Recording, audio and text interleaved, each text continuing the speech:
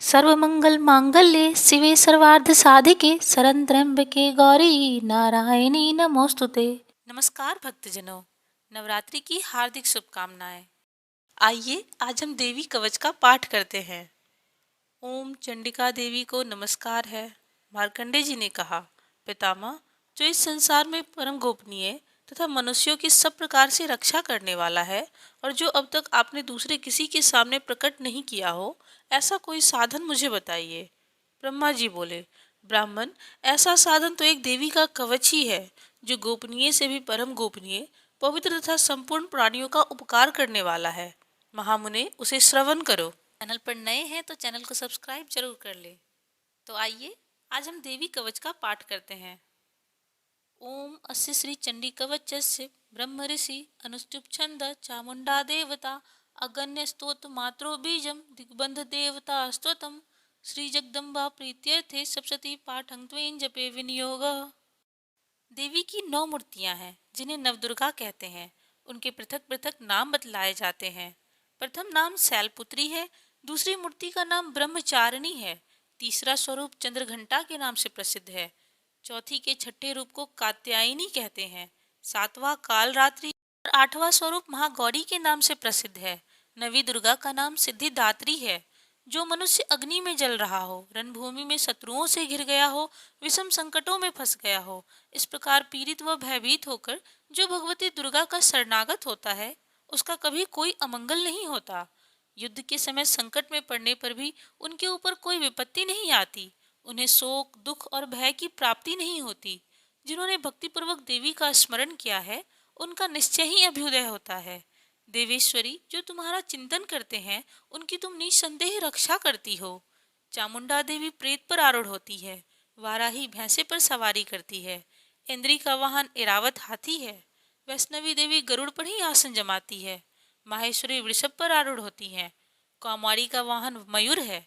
भगवान विष्णु की प्रियतमा लक्ष्मी देवी कमल के आसन पर विराजमान है और हाथों में कमल धारण किए हुए हैं। वृषभ पर आरूढ़ ईश्वरी देवी ने श्वेत रूप धारण कर रखा है। ब्राह्मी देवी हंस पर बैठी हुई हैं और सब प्रकार के आभूषणों से सुशोभित हैं। इस प्रकार ये सभी माताएं सब प्रकार की योग शक्तियों से संपन्न हैं। इनके सिवा और भी बहुत सी देवियां हैं जो अनेक प्रकार के आभूषणों की शोभा से युक्त तथा नाना प्रकार के रत्नों से सुशोभित हैं। ये संपूर्ण देवियां क्रोध में भरी हुई हैं और भक्तों की रक्षा के लिए रथ पर बैठी दिखाई देती हैं। ये शंख, चक्र, गदा, शक्ति, हल और मूसल, खेटक और तोमर, परशु तथा पास, कुंत और त्रिशूल एवं उत्तम सांग धनुष आदि अस्त्र शस्त्र अपने हाथों में धारण करती हैं। दैत्यों के शरीर का नाश करना, भक्तों को अभय दान देना और देवताओं का कल्याण करना, यही उनके अस्त्र शस्त्र धारण करने का उद्देश्य है। महान रौद्र रूप, अत्यंत घोर पराक्रम, महान बल और महान उत्साह वाली देवी, तुम महान भय का नाश करने वाली हो। तुम्हें नमस्कार है। तुम्हारी ओर देखना भी कठिन है। शत्रुओं का भय बढ़ाने वाली जगदम्बिके, मेरी रक्षा करो। पूर्व दिशा में इंद्री मेरी रक्षा करे, अग्निकोण में अग्नि शक्ति, दक्षिण दिशा में वाराही तथा नैऋत्य कोण में खरग धारणी वारुणी मेरी रक्षा करे। पश्चिम दिशा में और वाव्य कोण में मृग पर सवारी करने वाली मृगवाहिनी देवी मेरी रक्षा करे। उत्तर दिशा में कौमारी और ईशान कोण में शूल धारिणी मेरी रक्षा करे। ब्रह्मानी, तुम ऊपर की ओर से मेरी रक्षा करो और वैष्णवी देवी नीचे की ओर से मेरी रक्षा करे। इस प्रकार सबको अपना वाहन बनाने वाली चामुंडा देवी 10 दिशाओं में मेरी रक्षा करे। जया आगे से और विजया पीछे की ओर से मेरी रक्षा करे। वाम भाग में अजिता और दक्षिण भाग में अपराजिता रक्षा करे। उद्धोतनी शिखर की रक्षा करे। उमा मेरे सिर पर विराजमान होकर रक्षा करे। ललाट में मालाधारी रक्षा करे और यशस्विनी देवी मेरी भौहों का संरक्षण करे। भौहों के मध्य भाग में त्रिनेत्रा और नथनों की यम घंटा देवी रक्षा करे। दोनों नेत्रों के मध्य भाग में शंखिनी और कानों में द्वारवासिनी रक्षा करे। कालिका देवी कपोलों की तथा भगवती शांकरी कानों के मूल भाग की रक्षा करे। नासिका में सुगंधा और ऊपर की ओठ में चर्चिका देवी रक्षा करे। नीचे की ओठ में अमृत कला और जीवा में सरस्वती देवी रक्षा करे।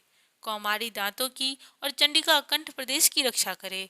चित्रघंटा गले की घंटी की और महामाया तालू में रहकर रक्षा करे। कामाक्षी ठोड़ी की और सर्वमंगला मेरी वाणी की रक्षा करे।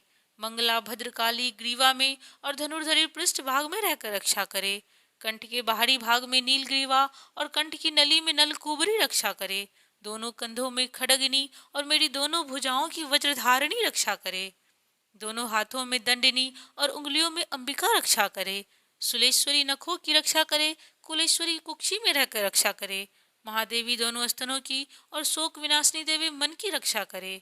श्री ललिता देवी हृदय में और शूलधारिणी देवी उदर में रहकर रक्षा करे। नाभि में कामिनी और गुहे भाग में गुहेश्वरी रक्षा करे। पूतना कामिनी लिंग की और महिषवाहिनी गुदा की रक्षा करे। भगवती कटी भाग में और विंध्यवासिनी घुटनों की रक्षा करे। संपूर्ण कामनाओं को देने वाली महाबला देवी दोनों पिंडलियों की रक्षा करे। नारसिंगी दोनों घुट्टियों की और तेजसी देवी दोनों चरणों के पृष्ठ भाग की रक्षा करे। श्रीदेवी पैरों की उंगलियों में, तलवासनी पैरों के तलवों में रहकर रक्षा करे। अपने दाढ़ों के कारण भयंकर दिखाई देने वाली दृष्टा कराली देवी नखों की रक्षा करे। ऊर्ध्वकेशनी देवी केशों की रक्षा करे। रोम वालियों के चित्रों में कौमारी और त्वचा की वागीश्वरी देवी रक्षा करे। पार्वती देवी रक्त मज्जा वसा मांस हड्डी की रक्षा करे। आंतों की काल रात्रि और पित्त की मुक्तेश्वरी रक्षा करे। मूलाधार आदि कमल कोशों में पद्मावती देवी और कफ में चूड़ामणि देवी स्थित होकर रक्षा करे। नसों के जाल की ज्वालामुखी रक्षा करे, जिसका किसी भी अस्त्र से भेदन नहीं हो सकता। वह अभेद देवी शरीर की समस्त संधियों में रहकर रक्षा करे। ब्रह्मानी आप मेरे वीर की रक्षा करे। छत्रेश्वरी छाया की तथा धर्मधारिणी देवी मेरे अहंकार मन और बुद्धि की रक्षा करे। हाथ में वज्र धारण करने वाली वज्रहस्ता देवी मेरे प्राण अपान व्यान उदान और समान पांच वायु की रक्षा करे। कल्याण से शोभित होने वाली भगवती कल्याण शोभना मेरे प्राणों की रक्षा करे। रस रूप गंध शब्द और स्पर्श इन विषयों का अनुभव करते समय योगिनी देवी रक्षा करे तथा सत्वगुण रजोगुण और तमोगुण की रक्षा सदा नारायणी देवी करे।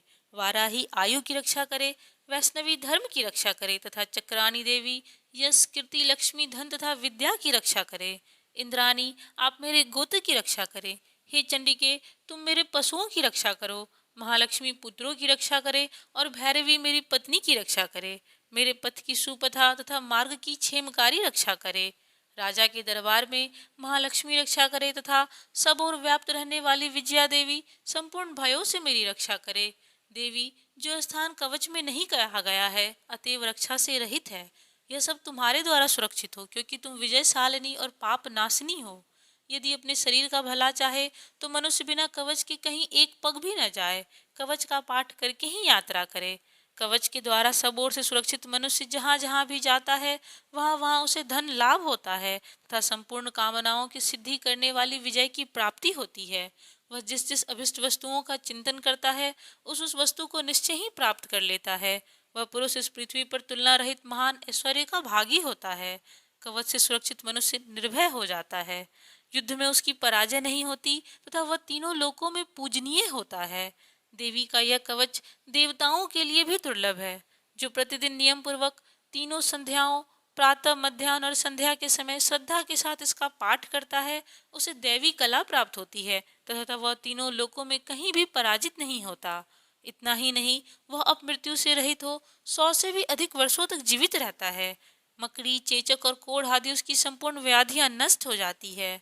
भांग अफीम धतूरे आदि का स्थावर विष, सांप बिच्छू आदि के काटने से चढ़ा हुआ जंगम विष तथा अहिफेन और तेल के संयोग आदि से बनने वाला कृत्रिम विष, ये सभी प्रकार के विष दूर हो जाते हैं, उनका कोई असर नहीं होता। इस पृथ्वी पर मारन मोहन आदि जितने अभिचारिक प्रयोग होते हैं तथा इस प्रकार के जितने भी मंत्र यंत्र होते हैं वे सब इस कवच को हृदय में धारण कर लेने पर उस मनुष्य को देखते ही नष्ट हो जाते हैं। यही नहीं, पृथ्वी पर विचरने वाले ग्राम देवता, आकाशचारी देव विशेष, जल के संबंध से प्रकट होने वाले गण, उपदेश मात्र से सिद्ध होने वाले निम्न कोटि के देवता, अपने जन्म के साथ प्रकट होने वाले देवता, कुल देवता, माला डाकनी साकनी, अंतरिक्ष में विचरने वाली अत्यंत बलवती भयानक डाकनियां, ग्रह भूत पिशाच यक्ष गंधर्व राक्षस ब्रह्म राक्षस बेताल कुष्मांड और भैरव आदि अनिष्टकारक देवता भी हृदय में कवच धारण किए रहने पर उस मनुष्य को देखते ही भाग जाते हैं। कवचधारी पुरुष को राजा से सम्मान वृद्धि प्राप्त होती है। यह कवच मनुष्य के तेज की वृद्धि करने वाला और उत्तम है। कवच का पाठ करने वाला पुरुष अपनी कीर्ति से विभूषित भूतल पर अपने सुयश के साथ साथ वृद्धि को प्राप्त होता है। जो पहले कवच का पाठ करके उसके बाद सप्तशती चंडी का पाठ पाठ करता है, उसकी जब तक वन पर्वत और काननों सहित यह पृथ्वी टिकी रहती है, तब तक यहाँ पुत्र पौत्र आदि संतान परंपरा बनी रहती है। फिर देह का अंत होने पर वह पुरुष माँ भगवती महामाया के प्रसाद से उस नित्य परम पद को प्राप्त होता है, जो देवताओं के लिए भी दुर्लभ है। वह सुंदर दिव्य रूप धारण करता और कल्याण में शिव के साथ आनंद का भागी होता है। इति देवी कवच समाप्तम। बोलिए अम्बे मात की जय।